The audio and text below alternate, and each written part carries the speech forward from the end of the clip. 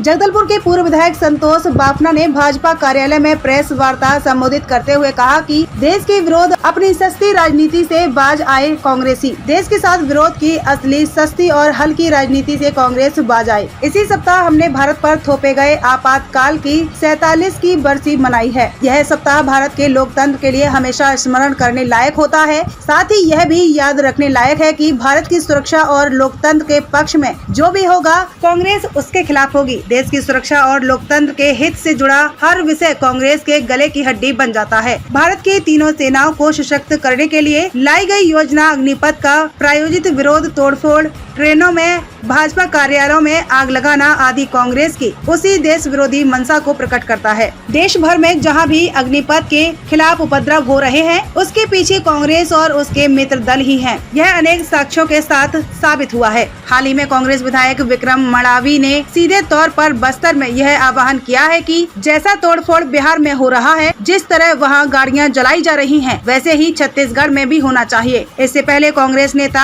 आसिफ मेनन ने एक Facebook post पर प्रदेश भाजपा कार्यालय को जलाने का आह्वान भी किया था। आपको यह भी याद होगा कि कुछ समय पहले कांग्रेस मुखिया राहुल गांधी ने विदेशों में जाकर यह कहा था कि केरोसिन छिड़का हुआ है, बस माचिस की तीली दिखाने की जरूरत है। भाजपा का यह स्पष्ट आरोप है कि देश भर में कांग्रेसियों ने यह तीली दिखा दी है। चुनावी राजनीति से बुरी तरह पस्त और परास्त कांग्रेस अब इस तरह से उपद्रव कर देश पर कब्जा करने की कोशिश फिर से कर रही है। इसके प्रति हम सबको सचेत रहना होगा। जहां तक सेना का सवाल है, तो कांग्रेस हमेशा से सेना को कमजोर करने की कोशिश में लगी रही है। आप सब जानते हैं कि प्रधानमंत्री पंडित जवाहरलाल नेहरू का स्पष्ट मानना था कि देश को सेना की जरूरत ही नहीं। वे तो यह भी कहते थे कि सियाचिन में घास का एक तिनका तक नहीं उगता। आपको याद होगा कि मनमोहन सिंह जी की सरकार के दौरान बनाए सच्चर कमेटी के बाकायदा सेना को पत्र लिखकर यह जानकारी चाहिए थी कि सेना में कितने मुसलमान काम करते हैं। उसने धर्म आधारित आंकड़े सेना से लेना चाहा था,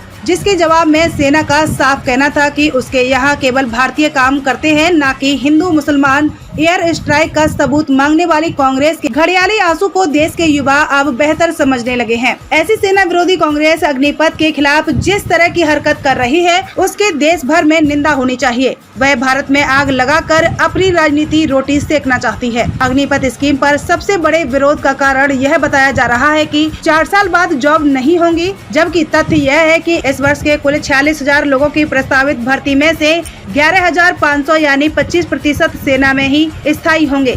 शेष 34,500 अग्निवीरों के लिए रक्षा मंत्रालय, गृह मंत्रालय, अर्धसैनिक बलों, राज्य पुलिस आदि में अवसर होंगे। देश में 36 प्रदेश हैं। इन सभी प्रदेशों में अग्निवीरों के पास वास्तव में रोजगार इतने होंगे कि अग्निवीरों को ही तय करना होगा कि वे कहां जाना चाहते हैं। इसके पास विकल्पों की कमी नहीं होगी, उनके पास विकल्पों की कमी नहीं होगी। आपने लगातार इस योजना के बारे में समझा ही है, सो कुछ अधिक कहने की जरूरत नहीं है। इस योजना से हमारी तीनों सेनाएं अधिक जवान होंगी। केवल इस योजना से सेना की औसत आयु 32 वर्ष से घटकर 24 वर्ष हो जाएगी। अमेरिका, चीन, ब्राजील, इजराइल आदि दर्जनों देश ऐसे हैं जहां ऐसी ही व्यवस्था कर उन्होंने अपनी सेना को सुदृढ़ बनाया है। इस योजना से 4 गुना अधिक लोगों को सेना का हिस्सा होने का अवसर मिलेगा। 21 से 25 साल की उम्र में ही जब युवा आगे के बारे में सोच ही रहे होते हैं, उसी समय देश के अग्निवीरों के पास न केवल भारतीय सेना जैसी विश्व स्तरीय संस्थान में काम करने का वर्षों का अनुभव हो गया होगा, न केवल उस उम्र में ही उनके भीतर देशभक्ति की भावना कूट-कूट कर भर चुकी होगी। अनुशासित जीवन का अभ्यास उन्हें हो चुका होगा, बल्कि 4 वर्ष के बाद उनके पास अनुभवों का और शिक्षा का भी प्रमाण पत्र,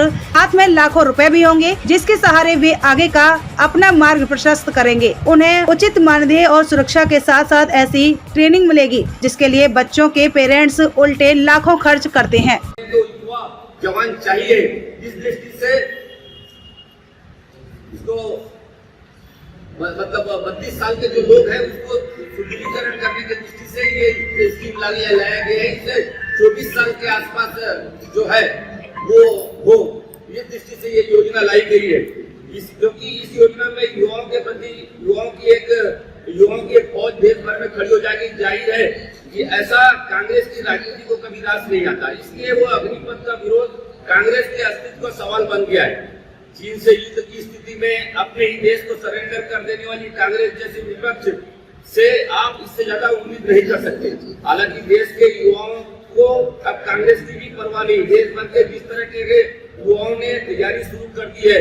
हजारों हजार युवाओं ने रजिस्ट्रेशन भी करा लिया है। उससे यह बेहतर पता चलता है कि देश को अस्थिर करने, राष्ट्र की बहुमूल्य संपत्ति को जलाने के जिम्मेदार कांग्रेस जैसे दलों के मंसूबे चकनाचूर होंगे। जहाँ तक छत्तीसगढ़ कांग्रेस का सवाल है, हमारे सीएम साहब भूपेश बघेल जी कहते हैं कि ये जो लोग हैं 25% को सेना में रख लेंगे, 75% को जो छोड़ देंगे, ये देश में अराजकता की स्थिति आ जाएगी। मैं आपको बताना चाहता हूँ कि देश हमारे छत्तीसगढ़ में एक गांव है कीरत में करीबन 100 से ज्यादा परिवार जो है वो सैनिक परिवार रहते हैं, लेकिन वहाँ पर कहीं पर भी कोई अराजकता की स्थिति नहीं आई है। वहाँ पर भी लगातार लोग वो ढाल बन के रूप में समाज के एक अच्छे नागरिक के रूप में वहाँ जी रहे हैं, वो अच्छा अपना जीवन जी रहे हैं। ये योजना हमारे युवाओं के दृष्टि से एक बेहतरीन योजना जो है, जो कि